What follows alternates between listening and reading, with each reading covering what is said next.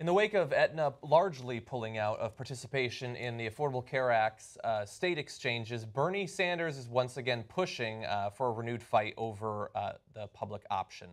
He says in a letter, in my view, the provision of health care cannot continue to be dependent upon the whims and market projections of large private insurance companies whose only goal is to make as much profit as possible. That is why we need to join every other major country on earth and guarantee health care to all as a right, not a privilege. These companies are more concerned with making huge profits than ensuring access to health care for all Americans.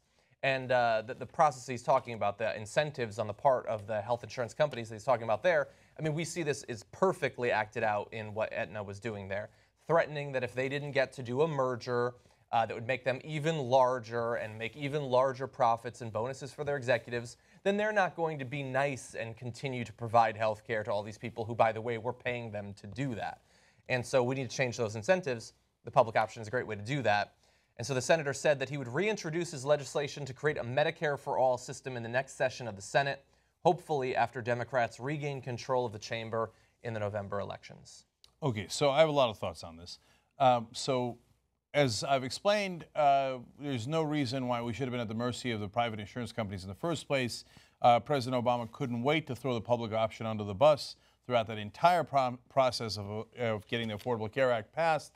I said that he would. I remember progressives at the time, no, how dare you say that about our beloved Obama? He's going to fight tooth and nail for it. And the first opportunity he got, he's like, boom, there it goes under the bus.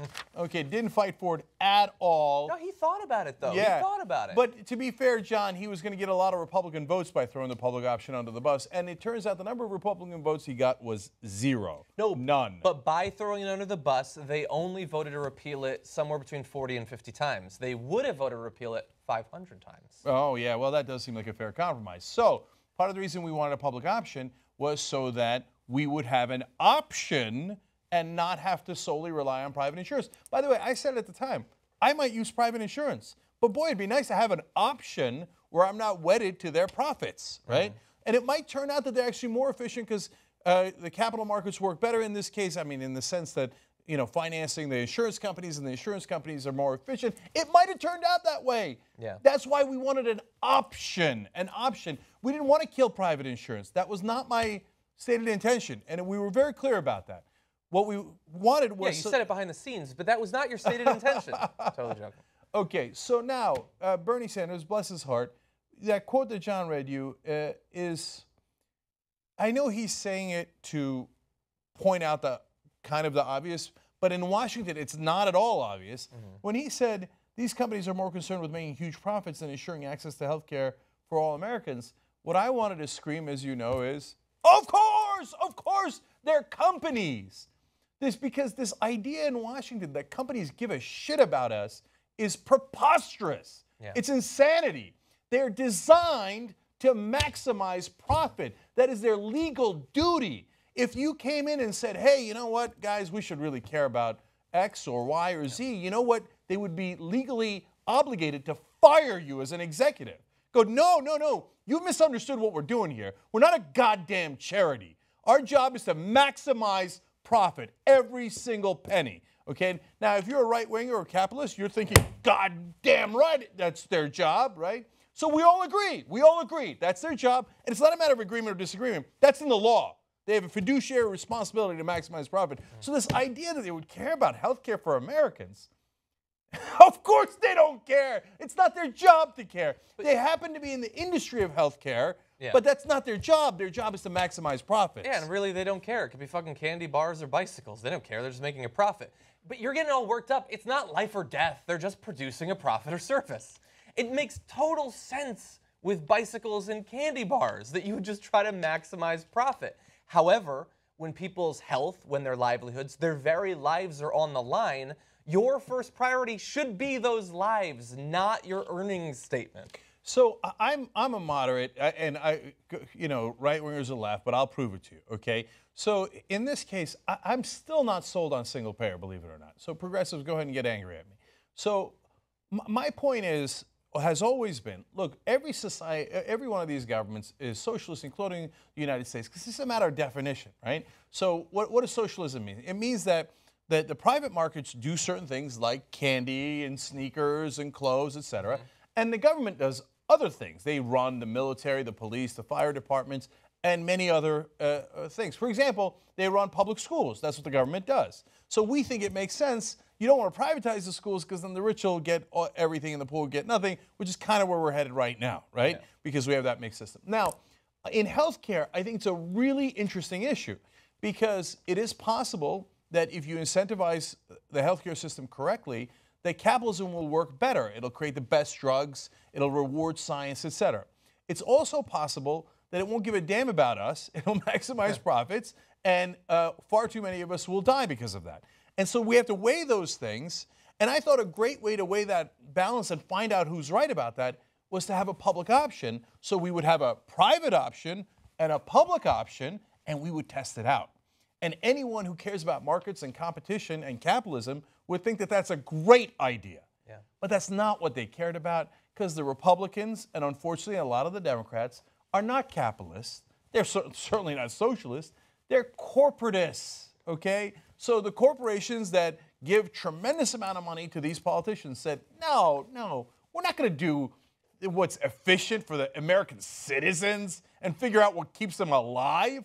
No. We bought you, politician, and what we bought you to do is to maximize our profit. Yeah. So remember, Obamacare was originally Romneycare, which was from the Heritage Foundation. It was a conservative think tank, a right-wing think tank, that came up with this idea. Mitt Romney did it in Massachusetts, and President Obama did it here.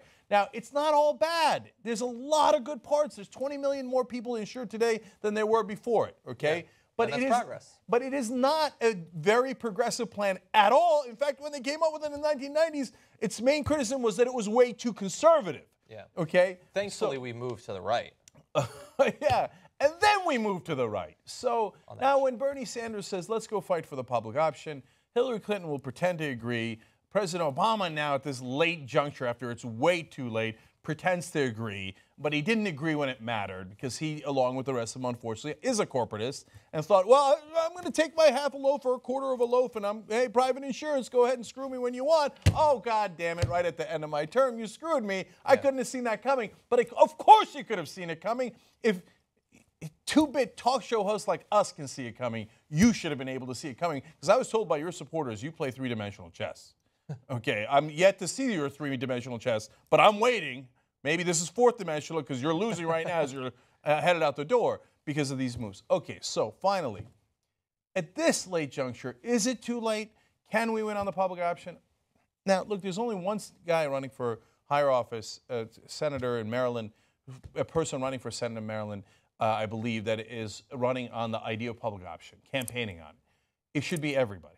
Now, this is when this dumbass Democrats will go, oh, no, I have to run to the right wing. If I run for the public option, I'm going to lose. No. Americans... That worked in 2014. You know what Americans like? Freedom, liberty, the ability to choose, to be empowered. So you talk about it not as something that you must do, because that's not what it is. You talk about it as an option. Yeah. And say, imagine if they took away your Social Security or your Medicare. Okay, now those are incredibly popular programs, over 80% in popularity, right? Now, what we're doing is we're giving you a Medicare-like option if you're younger, but you don't have to use it. It's an option. And the Republicans want to take that option away from you? Well, why don't they believe in capitalism? Why don't they believe in free markets? Why don't they believe in freedom? Well, you run on that and you win, but they'll be scared of their own goddamn shadows and they'll cower away as usual. The amazing thing is that in this particular case, because it would increase competition and it would lead to more people getting insurance, it would be both pro-choice and pro-life. Ooh. You'd think that would bring people together, but apparently not. So bottom line is, as usual, Bernie Sanders is right, and probably, as usual, the Democratic Party won't listen to him. Yeah. For God's sake, the reason he tests so well in the country, it's not an accident, it's not a fluke, it's not because he hasn't been attacked. It's because the American people agree with him. For once, can you please, for your own sake, listen to the guy? That's why he's so popular.